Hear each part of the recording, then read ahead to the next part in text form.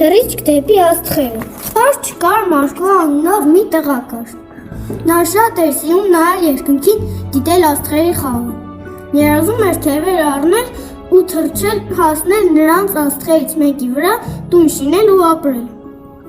Մի օր էլ Եվակի երեխաները հարց ու պատասխաններով խաղ են խաղում, Մարկոն միացավ նրանց։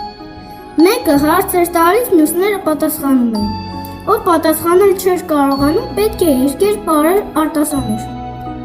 Մարկոին հարցրին, թե ինչ նպատակ ունի, նա ինչ է ուզում դառնալ։ Ուզում եմ հասնել աստղերին եւ դրանց վրա կյանք հաստատել։ Նրա վրա ծիծաղեցին։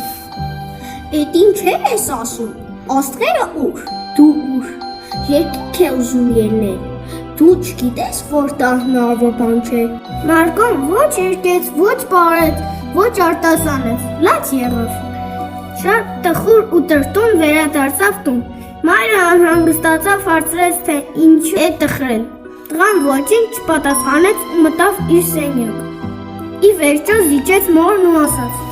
Ինչու ինձ չէր ասել, որ հնարավոր չէ աստղերին հասնել։ Իմ վրա բոլորը ծիծաղեցին եւ իմացան, որ ես ուզում եմ կյանք հաստատել աստղերի վրա, ապրել այնտեղ։ Իսկ դու հանգստացիր, հավատա քո երազանքին։ Գնա քնիր, փակիր աչքերդ եւ պատկերացրու, որ աստղերի մոտ է։ Ազիզ էր բաժանվել մայրիկից, երբ սենյակի պատուհանը բացվեց ու թռչող գորգի հետ ներս սուրաց երկար սպիտակ մորուքով մի բարի պապիկ։ Աչքերը ասես պղպղացող աստղեր էին, դեմքը ժպտում արեգակ, մանզերը արկայծում էին ու թարթվող արևանում հիշեցնում։ Քնիր, ասաց բարի կախարդը։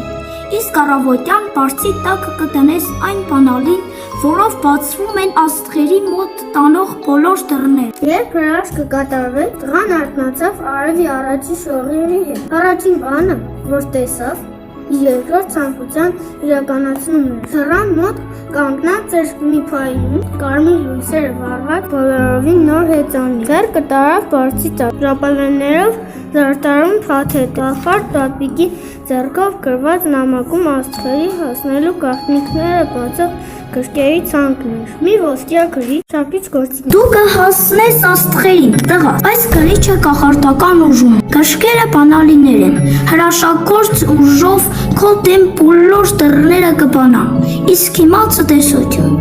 Ես շտապում եմ հասնել բոլոր երազող մանուկներին օգնելու։ Եվ քեզ մոտ կգամ, երբ ամենալուսավոր աստղի վրա ապրես։ Ուզում ես տեսնել այդ տղային, Մարկոյին։ Այո, ուզում ես։ Գիտեմ։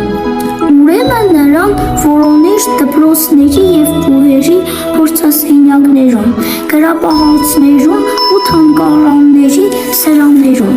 երկնքի հեռում ու ընդերքի շերտերը բացահայտելիս։ Չի որ նա աշտի ոտք է դրել լուսնի վրա, գնա նրա հետքերով։